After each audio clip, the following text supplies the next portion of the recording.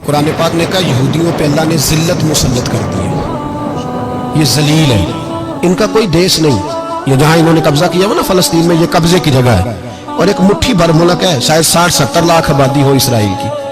اگر امریکہ اس کی مدد نہ کرے تو اسرائیل قائم نہیں رہ سکتا، اور اس کے گرد 12-14 اسلامی ملک ہیں۔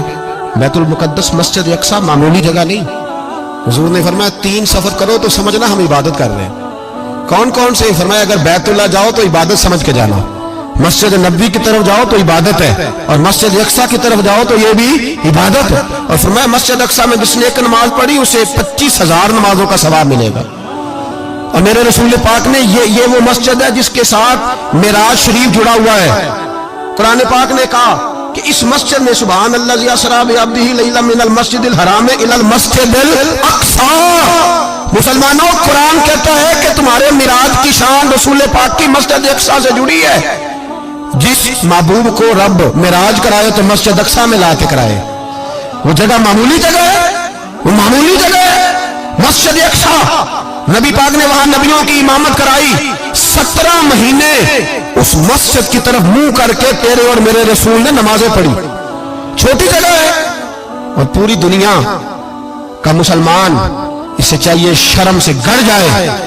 ایک امریکہ کا صدر بول کے کہتا ہے کہ اسرائیل کو اجازت ہے اسے دارالحکومت بنائے، اور مسلمان حکمران بیان دے رہے ہیں ظالموں، لٹیروں، تم اپنی سیاستیں چمکانے کے لیے پہلے ایک دوسرے کو گالیاں دیتے ہو، پھر اکٹھے بیٹھ جاتے ہو نمبرنگ کرنے کے لیے۔ تم دین کے اس مسئلے میں سارے اکٹھے کیوں نہیں بیٹھے؟ سارے پاکستان کے سیاستدانوں کو، علماء اور مشائخ کو چاہیے تھا ایک پیج پہ اکٹھے ہوتے، اکٹھے بیٹھ کے ایک بیان ہی دے دیتے، ایک بات ہی کر دیتے۔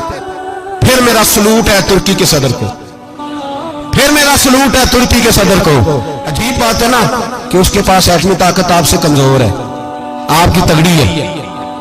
اس کے پاس جو فوجی طاقتیں ہیں وہ اپنی جگہ پر آپ کی فوجی طاقتوں کا لوہا مانتی ہے دنیا، لیکن پھر مجھے کہنے دو نا، میدان میں بندہ ایٹمی طاقت سے نہیں لڑتا، ایمان کی قوت سے لڑتا ہے۔ وہ بول اٹھا ہے نا، کیا کر لیا اس نے اپنی پارلیمنٹ سے خطاب کیا۔ اس نے بہت عرصہ پہلے کہا تھا مسجد اقصیٰ میری خواب میں آئی تھی، اور رو کے کہتی تھی آئے مجھے کوئی صلاح الدین ایوبی کا ماننے والا، کوئی آئے مجھے بچائے۔ کہتے میری خواب میں آئی تھی اور روتی تھی، کہتی تھی کوئی آئے۔ اور ایک شاعر نے کہا ہے مسجد اقصیٰ نبی پاک کو بھی بلاتی ہے، کہتی ہے ایک بار پھر طیبہ فلسطین میں آ، راستہ دیکھتی ہے پھر مسجد اقصیٰ تیرا، ایک بار پھر سے طیبہ سے فلسطین میں آ، راستہ دیکھتی ہے پھر مسجد اقصیٰ تیرا۔ کوئی بول رہا ہے نہیں اتنا مقدس مقام، چھوٹے چھوٹے بیانوں، کہیں اکٹھے ہو جاؤ، پیش کوئی کر رہا ہوں بڑی جلدی۔ اس امریکہ کو لوگ ٹوٹتا ہوا دیکھیں گے، اس سے بکھرتا ہوا دیکھیں گے، اس سے لرزتا ہوا دیکھیں گے، اس لیے کہ مقابلے رب رسول سے اتنے آسان نہیں۔